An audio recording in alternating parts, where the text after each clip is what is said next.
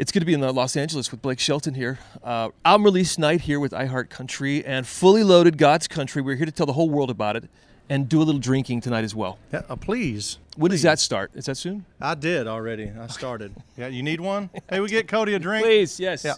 Smithworks, where are you? Congratulations on this album. It's sort of a mix of some classic hits from Blake Shelton and some new ones as well. Right. Why go that route?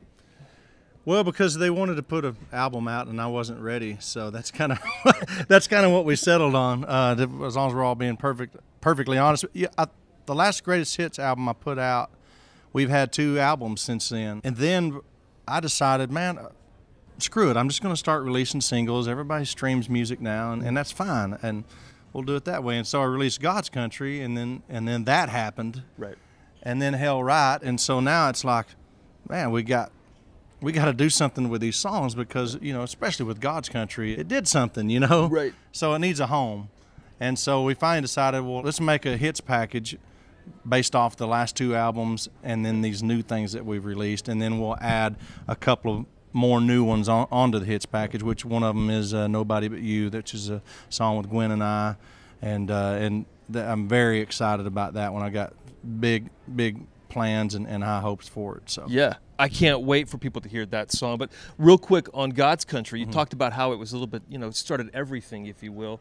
You said also it kind of re-energized you. And so in what ways did sort of God's Country lead this new project? Well, it took me from a place of not really knowing, you know, how I fit in in the industry anymore, what exactly my spot was, and kind of not knowing for sure what I wanted to do musically, you know, and it took me from that place to going, oh no, now I know it, now I've got it, now I've figured it out, you know, and it's as simple as this. I'm just going to make records with people that I want to make them with. That means Scott Hendricks. That could mean the writers, the musicians, whoever it is that I want to make them with, Trace, Gwen.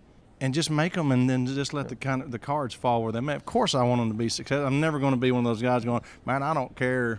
You know, I'm just making music for, you know. I obviously want them to be successful, but at this point in my life, I've never had more fun making records, and this new kind of energy's happening. So I'm having a blast with it. Does any of that make sense? Well, I'm surprised you still want to make records with Trace Adkins. That doesn't make sense, does it? You know, I can't punish myself enough. I think I keep Trace around to keep me humble, because he's always that guy to come in and go, my God, man, how much weight have you gained? You're not going to color your hair? Good Lord, you know. It's like, oh, thanks, Trace, good to see you, buddy. I thought you kept him around for the ad-libs in Hell Right. Like he has some good. Well, the best ad-libs are the ones that we could never air, you know, because it gets a little inappropriate. But those are the best ones. They are. The collab with Gwen, you mentioned Nobody But You. So what struck you about the song, and why did you know it needed to be with her on the, you know, as far as a collab goes? You know, the song came through Shane McAnally, who is working on this NBC show now called Songland. And so he was at the show, and he has written with Gwen before, and he walked up. He was at our show, The Voice, to promote Songland. I know it's all inbred, but and he comes up and he said, hey, Gwen, I need to get this song to Blake. And she goes, well, send it to me and I'll give it to him, you know. And so that's kind of how I ended up with the song.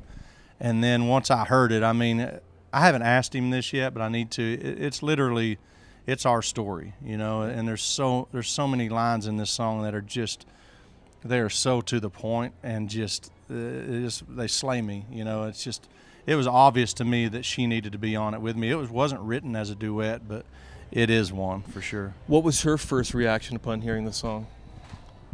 We both just were kind of stunned. I don't think we ever have those moments, not very often, where it's like, you know, just pull the car over and, you know, drop your cup of coffee or whatever. But it was, what we do is we play something over and over and over and over again. And I think first time we heard it, we played it probably, I'm not kidding, maybe 10 or 12 times. And it was like, is that as good as, oh my God, that song is incredible. Play it again. Yeah. Play it again, you know.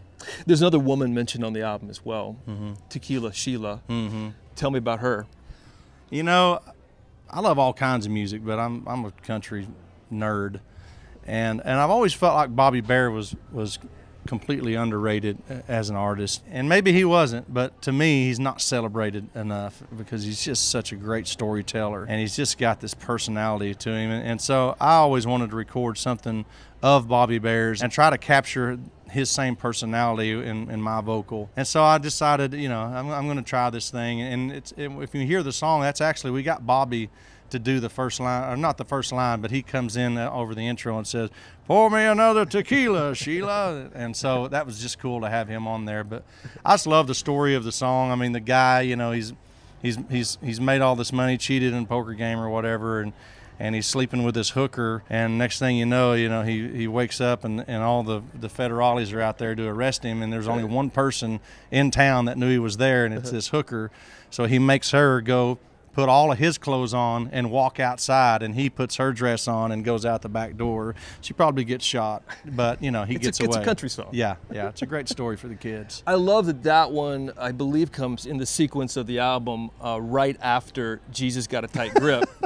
Which is a very faith-filled song about Jesus having a tight hold on your soul. That's not nearly as bad as the hate I've gotten after God's Country to come with Hell Right. They're like, "Oh my God, what a hypocrite! You disgust me." Look, I told people I've got a bad reputation that I need to uphold, and about the time I give people hope, I disappoint them all over again. That's what I do. That's my spot in country music. Saturday nights and Sunday mornings. Isn't that what they say country music's all about anyway? Have fun, party on Saturday night. I like that. Did you write that? Did you make that up? Write it down. Wow, I did. That's incredible. I want credit for that.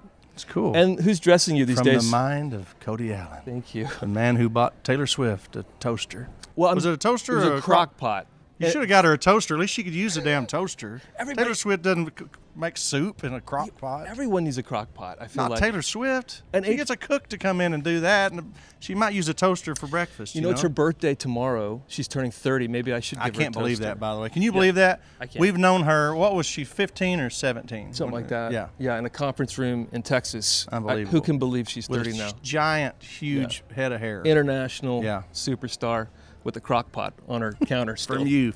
I know she looks at it every day. Didn't I give you a crock pot once? Yeah, I feel like you gave me some shoes or something like that. Didn't you give me some Converse, shoes? I think. Yes. Oh, my God. Because you hate them so much. Yeah. I use them a lot. It's going to be a fun night. Yeah. Blake Shelton.